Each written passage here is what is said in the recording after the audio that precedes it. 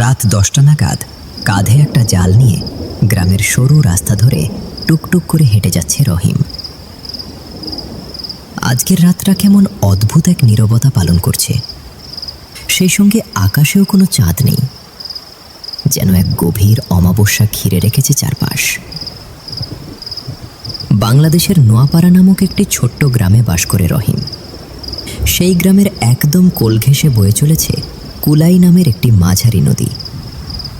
কুলাই নদীর উত্তর দিকে নোয়াপাড়া গ্রামটি অবস্থিত হলেও রহিমের গন্তব্য আজ দক্ষিণের নদীর ঘাটে।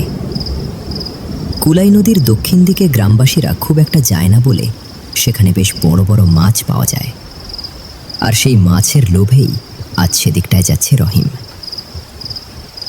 দক্ষিণের ঘাটে না যাওয়ার জন্য মা বারবার করে বলল, তবুও আমি যাচ্ছি। এদিকে রাস্তায় কোনো সাধারণ মানুষ তো দূর, একটা জেলেকেও তো দেখতে পাচ্ছি না। তাহলে কি আমি এদিকটা এসে ভুল করলাম? 7-5 ভাবতে ভাবতেই সামনে এগিয়ে যাচ্ছে রহিম। রহিমের পরিবারে মা আর ছোট ভাই ছাড়া আর কেউ নেই। তার বাবা মারা যাওয়ার পর থেকে মা আর ভাইয়ের ভরণ পোষণ সহ যাবতীয় সব কিছু দেখতে হয় তাকেই। আর সেই কারণে সারা রাত জেগে নদীতে মাছ ধরে সেগুলো বাজারে বিক্রি করে জীবিকা নির্বাহ করে রহিম। আজ আকাশে কোনো মেঘ নেই, বৃষ্টি নেই, তবুও এক অদ্ভুত শীতল বাতাস বইছে চারদিকে। আর সেই বাতাস এসে আরও শীতল করে দিচ্ছে রহিমের পুরো শরীরকে।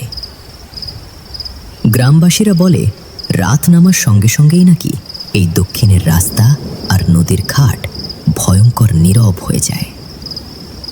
মানুষ তো দূরের কথা, কোনো কুকুর বেড়ালো নাকি এদিকে আসে না ভয়ে। আজ যেন তারই প্রমাণ পাচ্ছে রহিম। আজকে রাস্তাটা এমন অদ্ভুত লাগছে কেন? আর এই বাতাসটাই বা এমন শীতল কেন? তবে কি গ্রামের লোকজনের কথাটাই সত্যি? সত্যি কি নদীর দক্ষিণের সেই কবরটায় অশুভ কিছু আছে? গ্রামবাসীদের কাছ থেকে বহুবার শুনেছে রহিম, এই গ্রামের দক্ষিণ দিকে নাকি বহু বছরের পুরনো একটি কবর আছে। আর রাত হলেই সেই কবর থেকে এক অদ্ভুত রহস্যময় আলো বেরিয়ে আসে। 35 বছর বয়স পর্যন্ত এই ঘটনা কেবল অন্যদের মুখে শুনেই এসেছে, কিন্তু কখনো নিজের চোখে দেখেনি রহিম। আর নিজের চোখে দেখেনি বলে এই বিষয়টাকে কোনোভাবেই বিশ্বাস করতে চায় না সে। এতদিন গ্রামের বয়স্ক মানুষদের এই কথাটাকে কুসংস্কার ভেবে উড়িয়ে দিলেও আজ কেমন যেন ভয় ভয় করছে রহিমের। আরে ধুর, এসব কি ভুলভাল ভাবছি আমি। এসব নিছকই একটা কুসংস্কার। এত বছরের পুরনো কবর থেকে আলো আসবে কিভাবে? এসব কিছুই হয় নাকি? ধুর।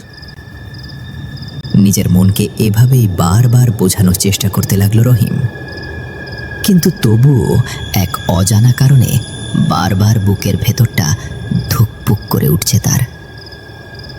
চারদিকে এমন নীরবতা নেমে এসেছে যে নিজের পায়ের শব্দটাও অস্বাভাবিকভাবে কানে এসে লাগছে রহিমের। সেই শব্দটাকে মন থেকে সরিয়ে দিয়ে টর্চের আলোয় পথ দেখে দ্রুত গতিতে সামনে হাঁটতে লাগলো সে। কিছুক্ষণ পরেই কুলাই নদীর দক্ষিণ ঘাটে গিয়ে পৌঁছালে রহিম।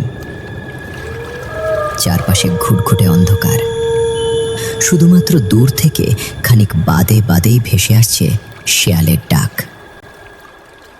ঘাটের কাছে বাঁধা ছোট নৌকাটার কাছে গিয়ে জালটা নৌকায় নামিয়ে রাখলো সে। তারপর নৌকায় উঠে দড়িটা খুলে হালকা ঠেলা দিতেই ধীরে ধীরে পানির উপর ভেসে উঠল নৌকাটা। এরপর বৈঠা হাতে নিয়ে আস্তে আস্তে নৌকাটা মাঝ নদীর দিকে নিয়ে যেতে লাগলো রহিম।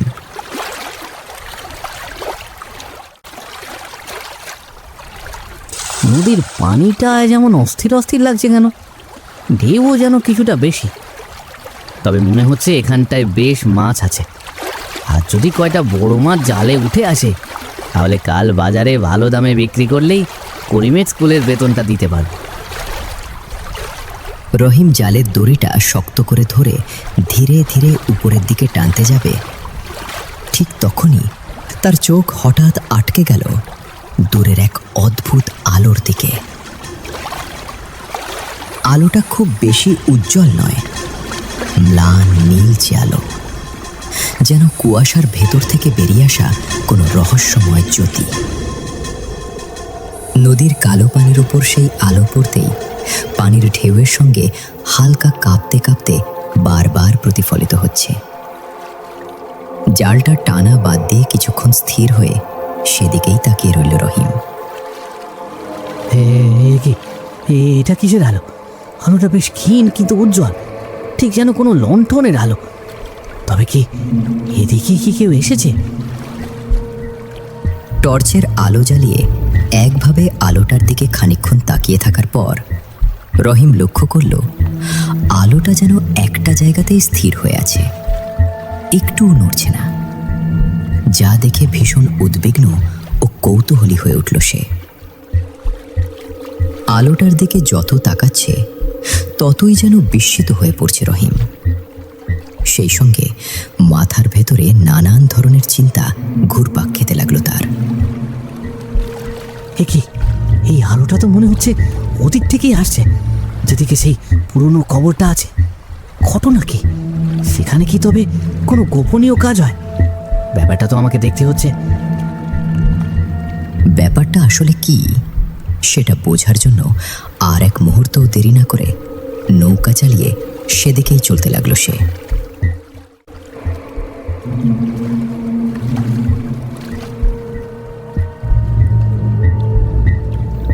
এরপর নৌকা থেকে নেমে টর্চের আলো সামনে ফেলে সেই আলো ধরে হাঁটতে লাগলো সে। চারদিকে তখন ভয়ঙ্কর নিস্তব্ধতা। পোকামাকড়ের শব্দ আর নদীর কলকল ধ্বনি ছাড়া আর কিছুই ঠিকমতো শোনা যাচ্ছে না। সেই নিস্তব্ধতাকে ঠেলে ধীর পায়ে হেঁটে কবরের সামনে গিয়ে দাঁড়ালো রহিম। কিন্তু কবরের সামনে এসেই এক প্রকার চমকে উঠল সে, কারণ এই মুহূর্তে সে যা দেখছে তা এর আগে কখনোই দেখেনি। আস্তাগফিরুল্লাহ, লা হাওলা ওয়ালা কুওয়াতা ইল্লা বিল্লাহ, লা হাওলা ওয়ালা কুওয়াতা ইল্লা বিল্লাহ। হে আল্লাহ, হে কি দেখলাম আমি! হে কিভাবে সম্ভব? কবরটার কাছে যেতেই রহিম লক্ষ্য করল কবরের উপরের মাটির ঢিবিটা একটু ফাঁকা হয়ে আছে, যেন কেউ ভেতর থেকে মাটি ঠেলে একটু খুলে দিয়েছে। আর সেই ফাঁক দিয়েই ভেসে আসছে অদ্ভুত নীলচে আলো। কাপা হাতে টর্চের আলোটা কবরের ভেতরে ফেলল রহিম, কিন্তু সেখানে সেই নীলচে আলোর রশ্মি ছাড়া আর কিছুই দেখা যাচ্ছে না। সেই আলোর রশ্মির দিকে বেশিক্ষণ তাকিয়ে থাকতে পারছে না রহিম। বারবার চোখ ঝাপসা হয়ে উঠছে তার। না, এইভাবে চোখ ফিরিয়ে নিয়ে এখান থেকে চলে গেলে হবে না। এত দূর যখন এসেই পড়েছি, তখন এই আলো আর কবরের রহস্য উন্মোচন না করে আমি কিছুতেই ফিরব না। নিজের মনে সাহস জোগাতে বিড়বিড় করে দোয়া পড়তে পড়তে ধীরে ধীরে কবরটার পাশে হাঁটু গেড়ে বসল রহিম। বুকের ভেতরটা তখনও ধুকপুক করে কাঁপছে তার। তবুও কৌতূহল যেন কিছুতেই পিছু হটতে দিচ্ছে না তাকে। আর এক মুহূর্তও দেরি না করে কাপা হাতে কবরের ওপর জমে থাকা ভেজা মাটিগুলো সরাতে শুরু করলো সে। চারপাশে তখনও গভীর নীরবতা। কেবল মাঝে মধ্যে দূর থেকে ভেসে আসছে শেয়ালের ডাক। তড়িঘড়ি করে মাটি সরাচ্ছে রহিম। কয়েক মিনিট পর হঠাৎ করেই শক্ত কোনো কিছুর সঙ্গে হাত ঠেকে গেল তার। আরও খানিকটা মাটি সরাতেই মাটির নিচে চকচক করে উঠল একটি বেশ পুরনো কাঠের কফিন। কফিনটা দেখা মাত্রই বুক কেঁপে উঠল রহিমের। লা হাওলা ওয়ালা কুওয়াতা ইল্লা বিল্লাহ। হায় আল্লাহ, এটা তো মনে হচ্ছে একটা লাশবাহী কফিন, কিন্তু এটাই কবরের ভেতরে এলো কি করে? না, বিষয়টা তো আমাকে আরো গভীরভাবে জানতে হবে। বিষয়টা আরও গভীরভাবে জানার জন্য রহিম বিস্ময় আর আতঙ্ক নিয়ে স্থির হয়ে তাকিয়ে রইল সেই পুরনো কাঠের কফিনটার দিকে। কিন্তু হঠাৎ করেই কফিনের ভেতর থেকে মৃদু শ্বাস নেওয়ার শব্দ ভেসে এলো তার কানে। শব্দটা কানে যেতেই তড়িঘড়ি করে কফিনের ঢাকনা খুলে ভেতরে তাকালো সে। কফিনের দিকে তাকাতেই ধড়াস করে উঠল রহিমের বুক। সেই সঙ্গে থরথর করে কাঁপতে লাগলো তার পুরো শরীর। কারণ বহু বছরের পুরনো কফিনের মধ্যে কঙ্কালের জায়গায় শুয়ে আছে একজন মানুষ। লোকটার গায়ের চামড়া একদম ফ্যাকাশে হয়ে গেছে, আর চোখ দুটো বন্ধ হলেও অদ্ভুতভাবে ফুলে আছে। ও মাগো, এটা কি দেখলাম আমি? কিন্তু এটা কিভাবে সম্ভব? এত বছরের পুরনো কবরের মধ্যে এমন তাজা লাশ কোত্থেকে আসলো? না, এখানে বোধহয় আমার থাকাটা আর ঠিক হবে না। এই ভয়ঙ্কর দৃশ্য দেখেই রহিম ভয় পেয়ে কাঁপতে লাগলে।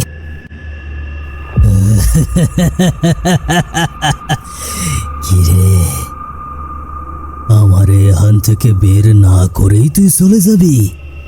কিন্তু সেটা যে সম্ভব নয়।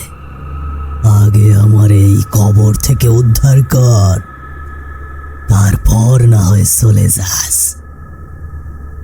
এতগুলো বছর ধরে এখানে শুয়ে থাকতে থাকতে আমি যে অতিষ্ঠ হয়ে পড়েছি। আমারে বের কর। লাশকে এভাবে কথা বলতে দেখে আরও ভীত সন্ত্রস্ত হয়ে পড়ল রহিম। এটা কিভাবে এবং কেন হচ্ছে সেটাই যেন মাথায় আসছে না তার। ভয়ে থরথর করে কাঁপলেও মনের সাহস কিছুতেই হারালো না সে। কিন্তু আপনি কে? আর আপনি এখানে কিভাবে এলেন? আমি এখানে দীর্ঘ 50 বছর ধরে আটকে আছি। আজ আমার মুক্তি মিলবে। কিন্তু আপনি এভাবে এই খবরের ভেতর কফিনের থেকেও কথা বলছেন কি করে? আমার মাথায় যে কিছুই আসছে না। জানতে চাস? জানতে চাস আমার রহস্য?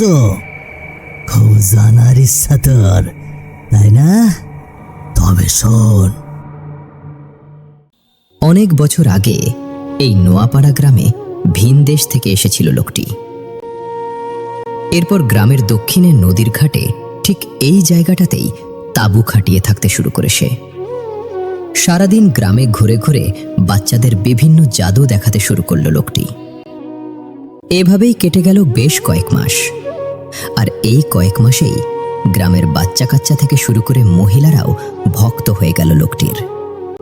সেই বিষয়টাই যেন মেনে নিতে পারল না গ্রামের লোকজন। তারা ভাবল লোকটি একজন জাদুকর, আর তার জাদুর বলেই গ্রামের বাচ্চা ও নারীদের ভিন দেশে পাচার করে নিয়ে যাবে সে। যার ফলে পুরো গ্রামবাসী সংঘবদ্ধ হয়ে সিদ্ধান্ত নিল লোকটিকে গ্রাম ছাড়া করার। কিন্তু লোকটি তাতে রাজি না হওয়ায় একদিন রাতের বেলা গ্রামের বেশ কিছু পুরুষ লোকটিকে কফিনে ভরে জ্যান্ত কবর দেয় তারই তাঁবুর নিচে। হায় আল্লাহ, কি শোনালেন আপনি আমায়? আমাদের গ্রামের মানুষজন এতটাই নির্দয় ছিল আমি যে ভাবতেও পারছি না। কিন্তু আপনি এতগুলো বছর এই কফিনে বন্দি থেকেও বেঁচে আছেন কি করে? সত্যি সত্যি আমি একজন জাদুকর ছিলাম। তবে এটাও সত্যি যে আমি কোনো খারাপ উদ্দেশ্যে এই গ্রামে আসিনি। বাচ্চাদের জাদু দেখিয়ে 2 টাকা উপার্জন করে জীবিকা নির্বাহই ছিল আমার ইচ্ছে। কিন্তু সেটা সফল হতে দেয়নি গ্রামবাসীরা, যারা আমাকে জীবিত কবর দিয়েছিল। তারা আমারে জীবিত কবর দিলেও আমি ওই জাদুর বলেই এতগুলো বছর ধরে জীবিত আছি। আর আজ তুই আমারে মুক্তি দিয়েছিস। তবে প্রকৃতি যে কখনোই খালি স্থান পছন্দ করে না, আর তাই আমার এই স্থানটিও খালি থাকতে চাইছে না। আমি চলে গেলে এখানটায় যে অন্য কাউরে থাকতে হবে।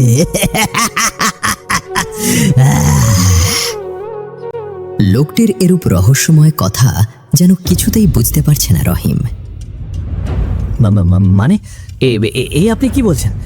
আপনার কথার যে কিছুই বুঝতে পারছি না আমি। কিসের শূন্যস্থান পূরণ করতে হবে? এখনো হতবাক হয়ে লোকটির সামনে ঠায় দাঁড়িয়ে আছে রহিম। লোকটির এমন রহস্যময় কথা তার মাথার ভেতর ঘুরপাক খেলেও যেন কিছুই বুঝতে পারছে না সে। ঠিক তখনই কফিনের ভেতর থেকে ধীরে ধীরে উঠে মাটিতে এসে দাঁড়ালো সেই লোকটি। আর কিছু বুঝে ওঠার আগেই রহিমের হাত ধরে কফিনের ভেতর রহিমকে সজোরে একটা ধাক্কা দিল সে। সাথে সাথেই এক ভয়ঙ্কর কালো অন্ধকার ঘনীভূত হয়ে এক ধরনের কালো ধোঁয়ায় ছেয়ে গেল পুরো চারপাশ।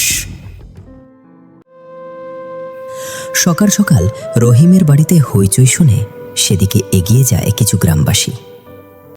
সেখানে গিয়ে তারা জানতে পারে রহিম গতরাতে মাছ ধরতে গিয়ে সারা রাত পেরিয়ে গেলেও আর বাড়িতে ফিরে না আসায় কান্নাকাটি করছে রহিমের মা আর ছোট ভাই। এরপরই গ্রামের বেশ কিছু মানুষ ও রহিমের সাথের কয়েকজন জেলে রহিমকে খুঁজতে বেরিয়ে পড়ে। কুলাই নদীর সবগুলো ঘাট খুঁজতে খুঁজতেই নদীর দক্ষিণের ঘাটে এসে পৌঁছায় তারা। ঘাটে পৌঁছানোর পর গ্রামের লোকজন লক্ষ্য করল নদীর ঘাটে রহিমের নৌকা বাঁধা আছে, কিন্তু রহিম নেই। রহিমের খালি নৌকা দেখা মাত্রই আতঙ্কিত হয়ে একে অপরের দিকে তাকালো তারা। কি ব্যাপার, এখানে রহিমের নৌকা আছে কিন্তু রহিম নেই কেন? রহিম তাহলে কোথায় গেল? আমি তো এটাই ভাবছি যে রহিমের নৌকায় দক্ষিণের ঘাটে বাঁধা কেন? দক্ষিণের ঘাটে যে কোনো জেলে মাছ ধরতে আসে না, সেটা তো রহিম জানতো। তো সে এখানে কেন এলো? রহিমকে দেখতে না পেয়ে এক প্রকার দিশেহারা হয়ে পড়ল গ্রামবাসী। রহিম ছেলেটা স্বভাবে ভীষণ ভদ্র ও মিশুকে হওয়ায় সকলেই ভীষণ ভালোবাসত তাকে। আর তাই তো রহিমকে খুঁজে পাওয়া যাচ্ছে না জানার পরই দিশেহারা হয়ে পড়েছে পুরো গ্রামবাসী। ঘাটের দিক থেকে চোখ ফিরিয়ে সামনের দিকে তাকাতেই কাদামাটির মধ্যে মানুষের ছাপ দেখতে পেয়ে সেই ছাপ ধরে ধীরে সেদিকে হেঁটে যেতে লাগলো তারা। আর হাঁটতে হাঁটতেই সেই পুরনো কবরের কাছে গিয়ে দাঁড়ালো গ্রামবাসী। এ কি, পায়ের সাপটা এখানে এসে মিশে গেল কেন? তবে কি রহিম এদিকে এসেছিল? যদি এসেও থাকে তাইলে গেল কই? ঠিক সেই মুহূর্তে হঠাৎ কবরের ভেতর থেকে ভেসে এলো ভীষণ দুর্বল ও করুণ কণ্ঠে কান্নার শব্দ। পরক্ষণেই সেই শব্দের সাথে মিলিত হলো রহিমের চিৎকার। আমাকে বের করো, কে আছো? আমাকে আমাকে এখান থেকে বের করো। রহিমের চিৎকার আর কান্নার শব্দ কানে যেতেই বিচলিত ও উদ্বিগ্ন হয়ে উঠল গ্রামবাসী।